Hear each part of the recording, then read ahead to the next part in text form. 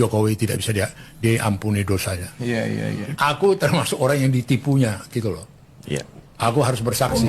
Mereka itu hubungan pribadi mereka tuh baik. Yang bikin kacau ini kan Jokowi.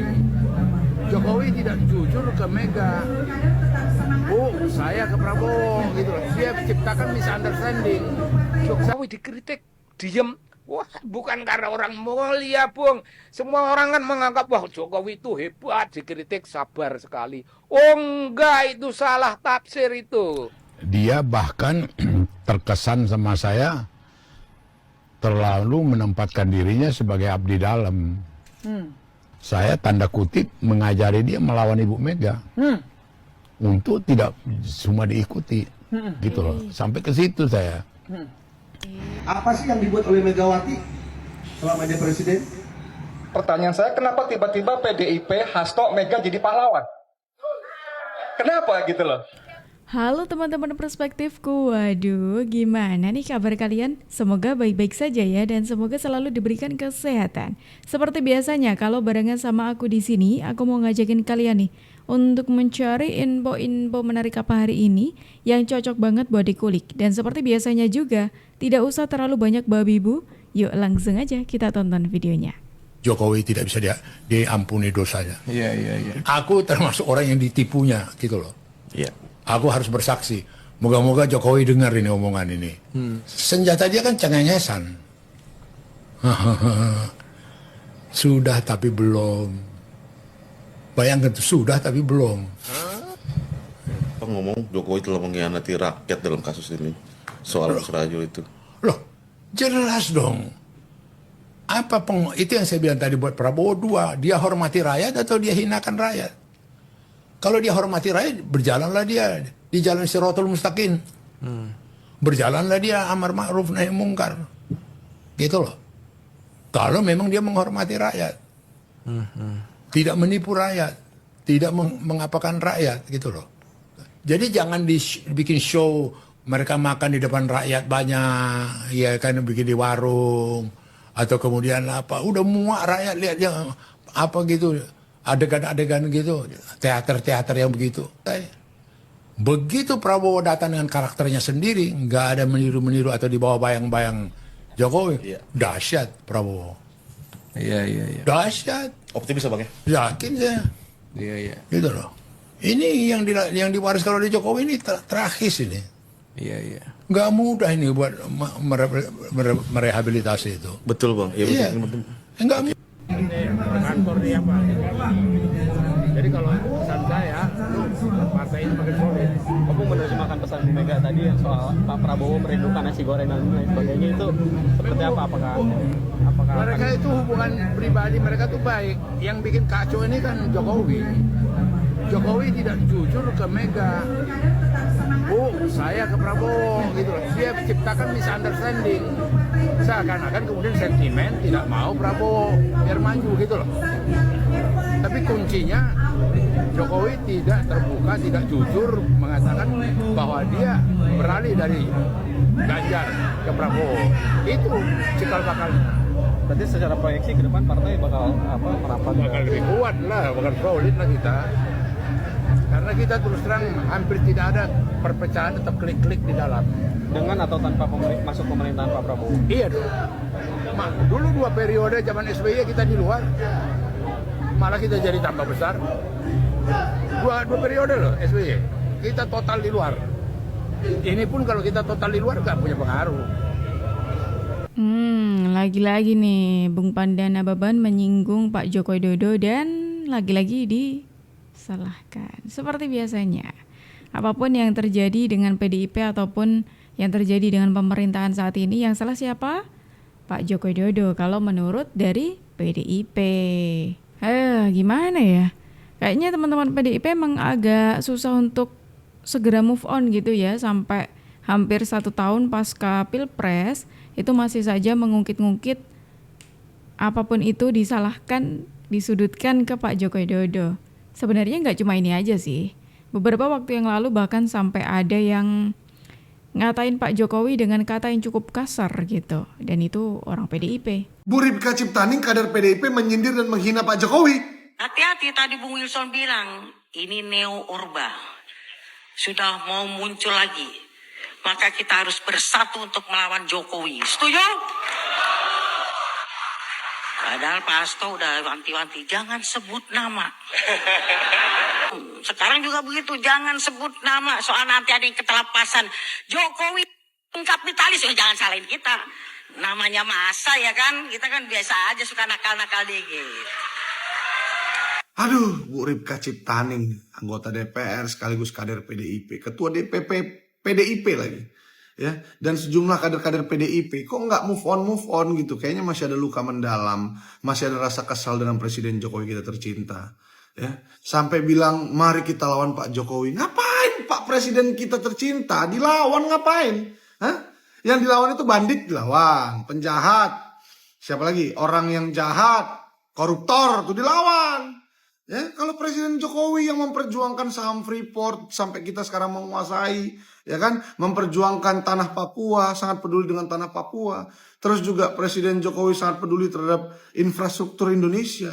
Sekarang Indonesia disegani di dunia, itu semua karena Pak Jokowi. Kok kita lawan gitu loh, Bu Ripka? Maksudnya apa ini? Dan yang saya dengar kawan-kawan, Bu Ripka Ciptaning ini tidak lolos lagi di pemilu tahun 2024 kemarin. Berarti sebentar lagi Bu Ripka ini tidak menjadi anggota DPR lagi. Ya, dan saya nggak heran karena apa ya? Kalimat-kalimatnya pun sepertinya memecah gitu, tidak menjaga kesejukan di masyarakat. Contohnya dia bilang Pak Jokowi lupa minum obat. Terus dia bilang Pak Jokowi suruh ketemu dia agar normal kembali. Emang selama ini Pak Presiden Jokowi kita tidak normal gitu? Gitu Bu Ripka? Hah? Ya kan? Dan juga katanya ada titik-titik kapitalis dan segala macam lah tadi. Aduh, itu menurut saya kata-kata kalimat-kalimat yang tidak perlu gitu. Harusnya betul, sebagai anggota betul DPR, sekali. pejabat negara harusnya bisa menjaga kesejukan yang ada di masyarakat. Betul. Menjaga masyarakat tetap adem ayem kan begitu. Apalagi sebentar lagi pilkada. Ya. Aduh, gimana menurut kalian kawan-kawan? Apakah menurut kalian Bu Ripka? Nah, aku setuju nih sama pernyataan dari Bung Adriel ini. Memang kemarin itu pernyataan dari Bu Ripka ini sempat menggegerkan kita semuanya. Jadi beliau mengatakan hal ini ketika sebelum atau pasca Rakernas PDIP kalau nggak salah ya teman-teman ya. Kemudian ini menggegerkan dengan kalimatnya yang sangat-sangat tidak pantas sekali didengarkan. Dan dengan pede sekali mengatakan hal itu, Pak Jokowi disuruh menemui beliau Pak Jokowi supaya nanti sehat kembali ya, dan banyaklah gitu. Emang agak susah ya menyembuhkan teman-teman yang sakit hatinya tuh dalam gitu, masih belum menerima dengan lapang dada kekalahannya, apalagi PDIP. Jadi saya harus kembali lagi ke satu flashback daripada bagaimana yang saya ikuti, saya dampingi, saya bersama terhadap Mas Jokowi ini.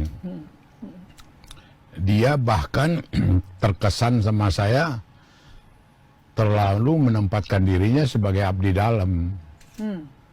Misalnya waktu awal-awal dia jadi presiden, asal ngomong dengan saya, Mas, yang ini kenapa nggak dilakukan? Wah, saya tanya ibu dulu. Mas, kenapa begini? Saya tanya ibu dulu. Bahkan pernah beberapa kali saya tanda kutip mengajari dia melawan Ibu Mega untuk tidak semua diikuti, gitu loh. Sampai ke situ saya.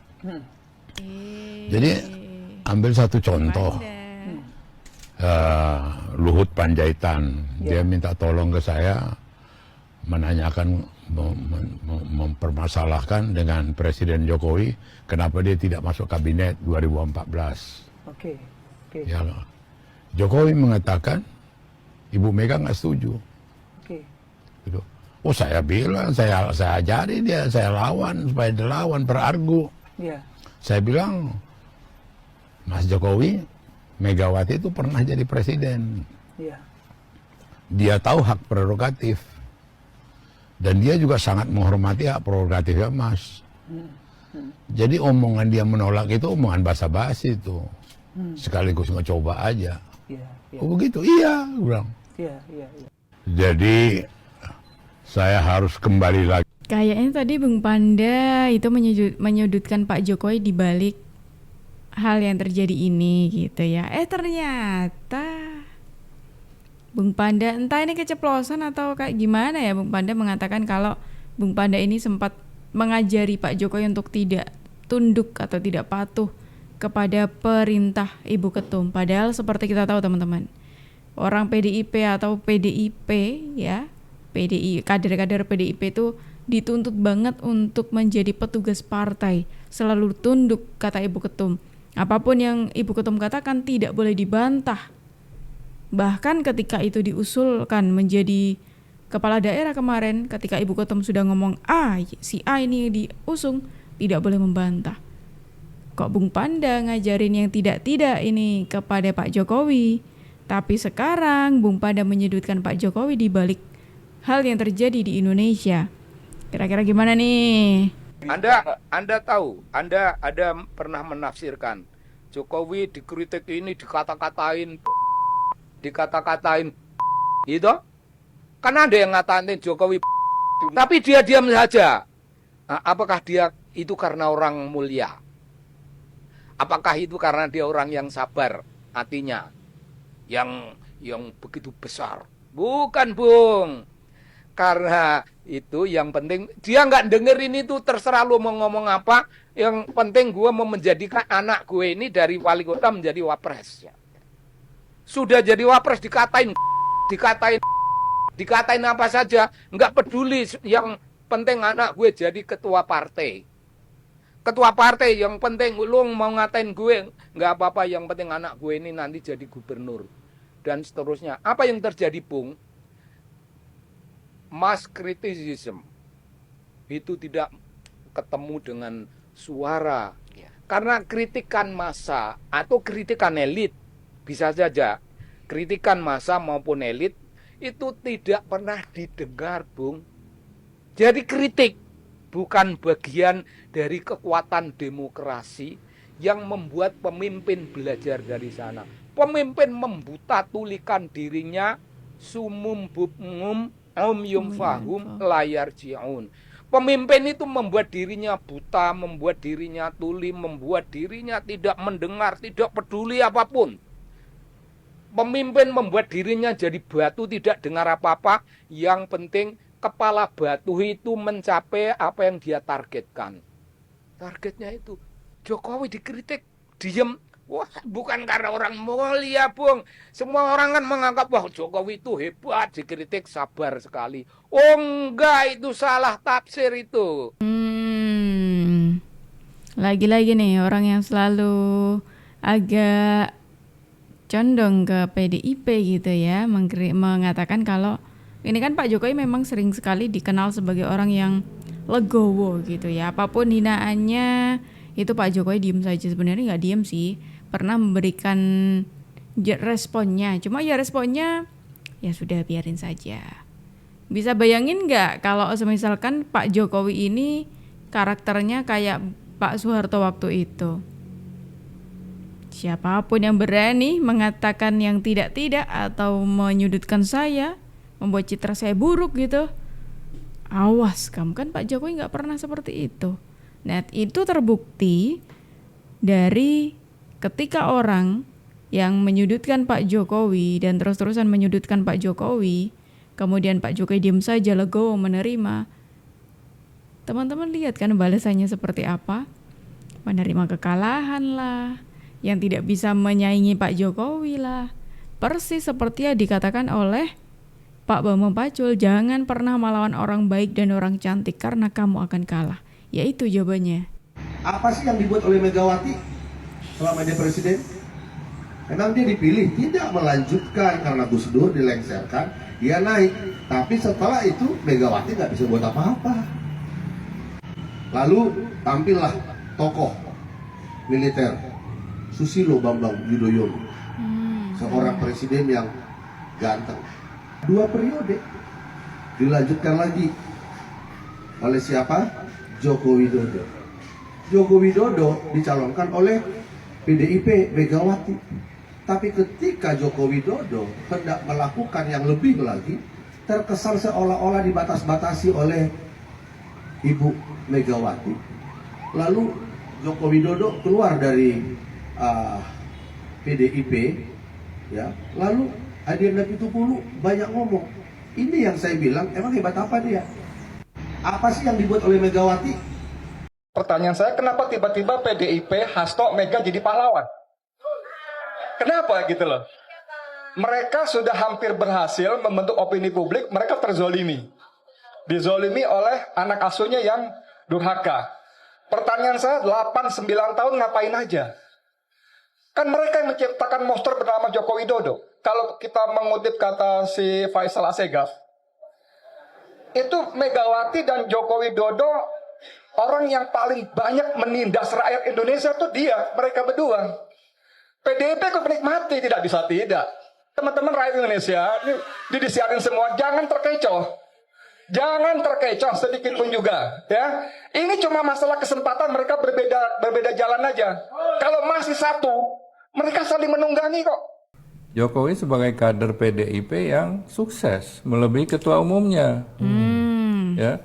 Itu harus dihargai dan diberikan suatu tempat sebagai reward gitu. Reward and punishment, bukan punishment aja. Itu yang kita lihat perspektif yang melihat sejarah, ya, alur-alur keputusan dan lain sebagainya. Ya. Nah, karena Jokowi itu masih jauh lebih muda. Ini kalau kayak main bola di Liga Primer, itu kan wajar aja. Partai-partai lain ingin mengambil dia, itu wajar.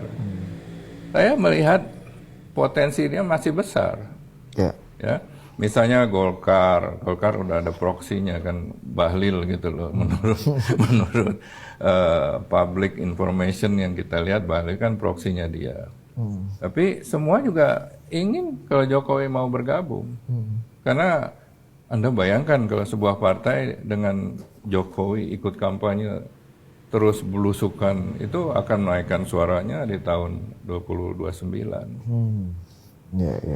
Nah, saya lihat, ya, ini untuk teman-teman kader-kader nasionalis pada umumnya, ya, bahwa menuduh orang itu merusak demokrasi.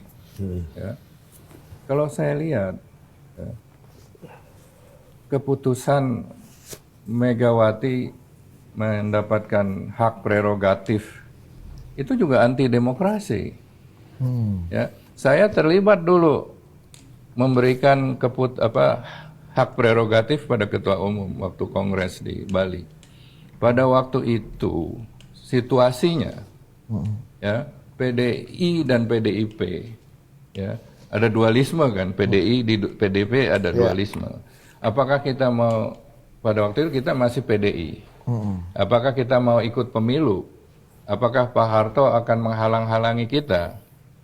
Ya, karena tidak diakui sebagai pimpinan PDI, maka dalam kongres diberikan hak prerogatif kepada ketua umum untuk merubah nama partai, untuk ikut pemilu, sekaligus untuk menyusun pimpinan partai DPP dan menciptakan logo partai baru. Pokoknya supaya cepat lah, dalam keadaan darurat, tekanan. Nah, dari situ kok berkembang dari hak prerogatif untuk melaksanakan segala-galanya. Ini untuk logo ya awalnya nih ya, kisah hak prerogatif ini sejarah. Ya, kurang lebih logo, nama partai yang ditambahin pembaruan dan kepengurusan baru gitu loh. Perjuangan. Tuh kan, pelan-pelan semuanya terbuka ya. Pertanyaan demi pertanyaan kembali ditanyakan ke PDIP gitu, yang merupakan, ulangi, ya wajar aja ketika hal itu ditanyakan karena perbedaan atau perubahan sikap PDIP sangat ketara sekali gitu. Dulunya aja seperti itu, kenapa sekarang tiba-tiba nih sok jadi pahlawan, sok memihak suara para wong cilik gitu. Padahal ketika dulu ada di atas nih, kayaknya lupa deh, ya gak sih? Coba kalau menurut kalian gimana teman-teman? Silakan tulis pendapat kalian di kolom komentar, dan terima kasih teman-teman sudah menemani aku dari awal sampai akhir. Aku Jup pamit undur diri dulu, sampai jumpa dan terima kasih.